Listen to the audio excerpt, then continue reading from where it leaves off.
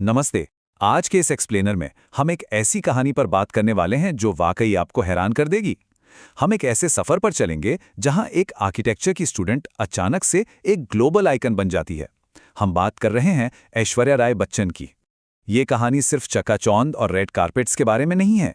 ये उस मेहनत, मजबूत उसूलों और उस दृढ़ संकल्प की कहानी है जिसे अक्सर कैमरे के फ्लैश के पीछे हम और आप नजरअंदाज कर देते हैं। ओके, चलिए सीधे इस कहानी में डाइव करते हैं। इस पूरे शानदार सफर की सबसे बड़ी विडंबना क्या है पता है? यह सब पूरी तरह से बस एक इत्तेफाक था। ऐश्वर्या ने खुद एक बार बताया था कि वो बस एक आर्किटेक्चर की छात्रा थी जो अचानक ही एक ब्यूटी पेजेंट में पहुंच गई और फिर सब कुछ हमेशा के लिए बदल गया। तो हमारा पहला भाग है संयोग से सितारा, यानी एक एक्सीडेंटल स्टार की कहानी। मैंगलोर के एक मिडिल क्लास परिवार की कल्पना कीजिए। पिता एक मरीन बायोलॉजिस्ट थे और माँ एक होममेकर।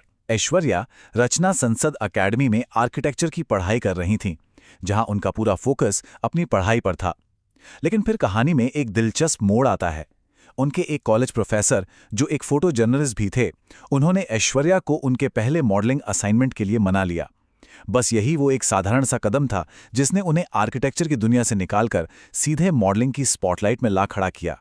इसके बाद आता है साल 1994, जो उनके लिए एक बहुत बड़ा टर्निंग पॉइंट साबित हुआ। उन्होंने मिस इंडिया पेजेंट में हिस्सा लिया और आपको जानकर हैरानी होगी कि सुष्मिता सेन के साथ हुए एक बेहद क्लोज कंपटीशन में वो फर्स्ट रनर अप रहीं। जी हाँ, वो जीती नहीं थी, लेकिन इसी कांटे की टक्कर ने उन्हें मिस वर्ल्ड के और भी बड़े स्टेज तक पहुंचा दिया। और यहीं से शुरू होता है हमारा दूसरा भाग, मिस वर्ल्ड का वो ऐतिहासिक सफर। अब इस स्लाइड के बारे में जो बात सबसे ज्यादा दिलचस्प है वो ये है कि 1994 में साउथ अफ्रीका के सन सिटी में उन्होंने इस मंच को सिर्फ एक ब्यूटी कॉन्टेस्ट की तरह नहीं देखा। उन्होंने इसे एक पर्सनल मिशन बना लिया था। वो दुनिया को बताना चाहती थीं कि भारत सिर्फ वही नहीं है जो पुरानी किताबों में लिखा है, बल्कि यहाँ एक मॉडर्न, कॉस्मोपॉलिटन और बहुत ही विविध नजरिया भी बसता है, जिसके बारे में उस वक्त पश्चिमी देशों को बहुत कम जानकारी थी। मिस वर्ल्ड का ताज पहनने के बाद उनका ग्राफ बहुत तेजी से ऊपर गया। 1997 में उन्होंने दिग्गज फिल्म मेकर मणिरत्नम की तमिल फिल्म इरुवर से अपना डेब्यू किया। भाषा नहीं आती थी, बहुत सारे चैलेंजेस थे, लेकिन उनका मानना था कि जब मणिरत्नम जैसा डायरेक्टर आपको फिल्म ऑफर करे तो उसे ना कहना बिल्कुल इम्पॉसिबल है। और फिर आई 1999 में हम दिल दे चुके सनम, जिसने बॉलीवुड में उनकी जगह हमेशा के लिए पक्की कर दी। अब आते हैं तीसरे भाग पर, बॉलीवुड से हॉलीवुड तक की छलांग। जब देवदास जैसी फिल्मों ने इंटरनेशनल लेवल पर धूम मचाई तो हॉलीवुड का ध्यान भी उनकी तरफ खिंचा। 2003 में कांज जूरी का सदस्य होना हो या ओपरा विनफ्रे, डेविड लेटरमैन और CBS 60 मिनट जैसे ग्लोबल शोज में जाना, वो सिर्फ एक एक्ट्रेस नहीं रह गई थी, वो भारत की कल्चरल एम्बेसडर बन चुकी थी। उन्होंने ओपरा को साड़ी पहनना सिखाया और लेटरमैन को हमारे इंडियन फैमिली वैल्यूज के बारे में समझाया। वो लिटरली बॉलीवुड को वेस्ट से जोड़ रही थी। जरा इस नंबर पर गौर कीजिए, 17,000। ये कोई मामूली नंबर नहीं है। 2000 के दशक की शुरुआत में टाइम मैगजीन ने रिपोर्ट किया था कि इंटरनेट पर ऐश्वर्या के सम्मान में 17,000 डेडिकेटेड वेबसाइट्स मौजूद थीं। इंटरनेट के उस शुरुआती दौर में दुनिया भर में किसी इंडियन स्टार के लिए इतनी भारी वेब पॉपुलैरिटी होना सच में अनबिलीवेबल था। हमारा चौथा भाग उनके करियर के एक बहुत बड़े फैसले के बारे में है, हॉलीवुड की ट्रॉय को ना कहना। तो यहाँ सबसे अहम बात यह है कि इंटरनेशनल ऑफर्स और अपने लोकल कमिटमेंट्स को मैनेज करना उनके लिए एक बड़ा चैलेंज था। हॉलीवुड चाहता था कि एक छोटे से रोल के लिए भी वो प्रोजेक्ट इंश्योरेंस के चलते 6 से 9 महीने पूरी तरह ब्लॉक कर दें। लेकिन इसके ठीक उलट ऐश्वर्या के अपने बहुत पक्के उसूल थे। उन्होंने भारत में छोटे मेकर्स को जो जुबान दे दी थी, वो उसे किसी भी हॉलीवुड ब्लॉकबस्टर के लिए तोड़ना नहीं चाहती थी। उन्होंने खुद कहा था कि वो अपने कमिटमेंट्स को ऐसे ही किनारे नहीं कर सकती थीं।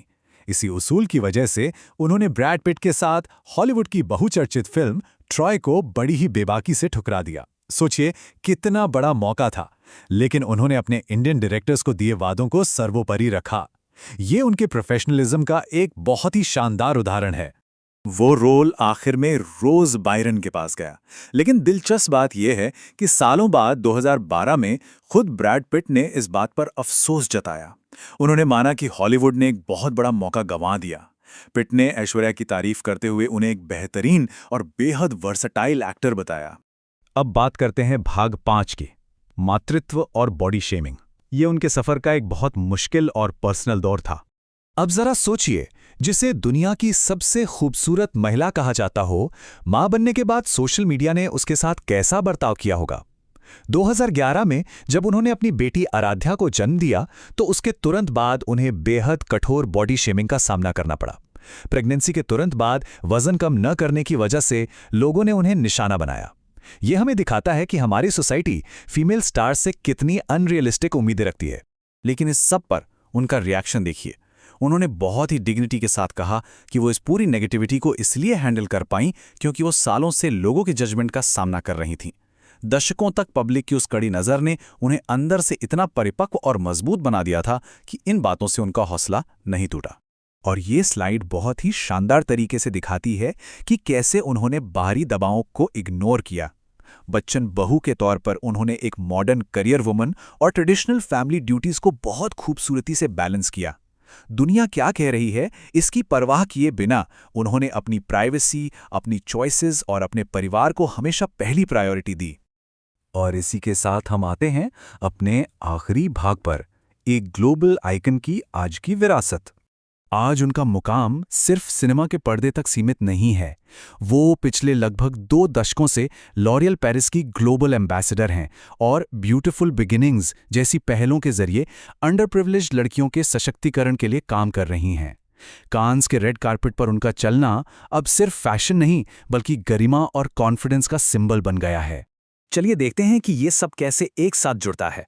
आज ऐश्वर्या की लाइफ पूरी तरह से उनके अपने उसूलों पर है। आराध्या के लिए एक डिवोटेड मां, भारत की cultural ambassador, global fashion icon, health care और एजुकेशन में एक्टिव फिलैंथ्रोपिस्ट, और हाल ही में पोन्नियन सेल्वन जैसी एपिक फिल्म में उनकी बेमिसाल स्क्रीन प्रेजेंस। उनका यह सफर वाकई इंस्पायरिंग है। तो अंत में एक सवाल जो हमें खुद से पूछना चाहिए, जब भी हम इन ग्लोबल फीमेल स्टार्स को देखते हैं, तो क्या हम वाकई उनके ग्लैमर के पीछे छिपे उस कड़े संघर्ष, उस लचीलेपन और उन सामाजिक चुनौतियों को समझ पाते हैं, या फिर हम सिर्फ वो देखते हैं जो सतह पर चमकदार है? सोचने वाली बात है ना? आज के इस एक्सप्लेनर में हमारे साथ जुड़ने के लिए आपका बहुत बहुत शुक्रिया।